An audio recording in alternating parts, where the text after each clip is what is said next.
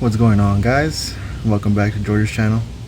As you can tell by the title of the video, I'm going to be switching out my rear sway bar, and I'm just going to show you real quick on how to do it. It's very simple. It's one mod that has always been suggested in the car culture or car community to do as one of your first mods, and I'm just barely doing it, so I'm going to go ahead and get it done. And I got it for a good price, and let's go ahead and put it on and see how it feels. It'll definitely be a lot different. I'm going to show you here.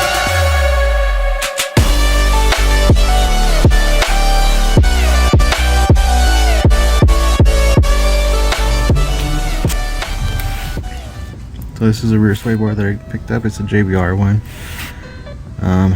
I got it from my good friend Jeff, and this is it. Basically, what you're gonna do, you're gonna get your stock rear sway bar, which is gonna be this guy right here. Right there, you have your caps that secure it in place, and then it comes down here to the end links.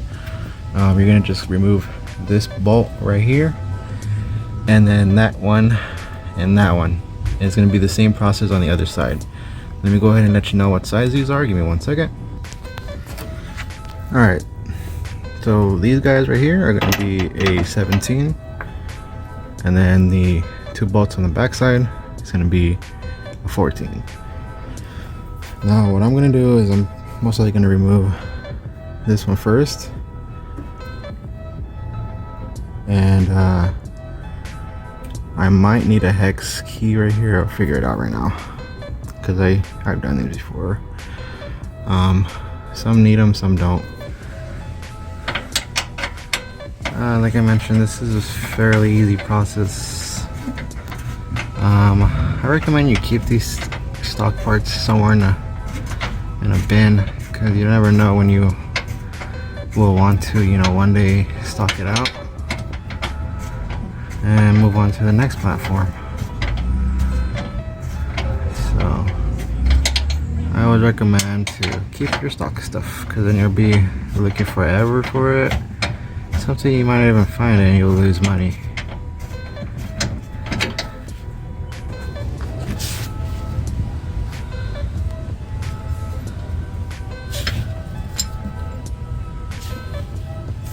Okay, so there's that.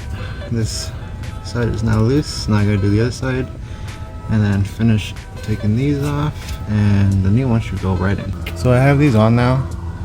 Now the bar comes with 3 holes there. It's basically your adjustment points. If you put in the first one, it might not reach. The base might not reach all the way to the back to bolt it on with 0 slack, because if you try to put in that first one, you're gonna have to like really pull on it, and it's gonna be this is gonna be tugging on the metal on the frame. So give yourself a little bit of clay. I'll let you figure that out on your own. But yeah, those are the 3 adjustment points. Very simple to do here. You just put everything backwards and we're gonna install it. You'll see that it has a little angle, and that's how I have mine. So let me go ahead and put it on. And what I'm gonna do before I put the bolts on is I'm gonna put some blue thread locker. Now this is a thread locker that doesn't really seat. It'll allow you to remove the bolts in the future.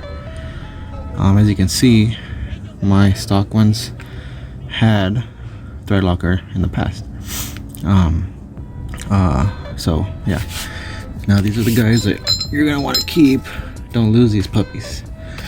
You're gonna need them for if you ever stock out. So let me go ahead and put some thread locker and then bolt this up, and we should be done. Alright guys, so that's pretty much it. That's on there. Now it's time to go for a little test drive and see how it feels. And yeah, pretty much it. So really quick guys, if you could see this little clamp, I'm gonna call it, you could actually adjust that. So if you have like a little gap between the actual mounts in the clamp, you could use some Allen keys. I believe they're SIAs, not metric. So go get yourself some of those and you can adjust it with that. Until next time, guys, you guys have a good day. Super easy process to do. Peace out.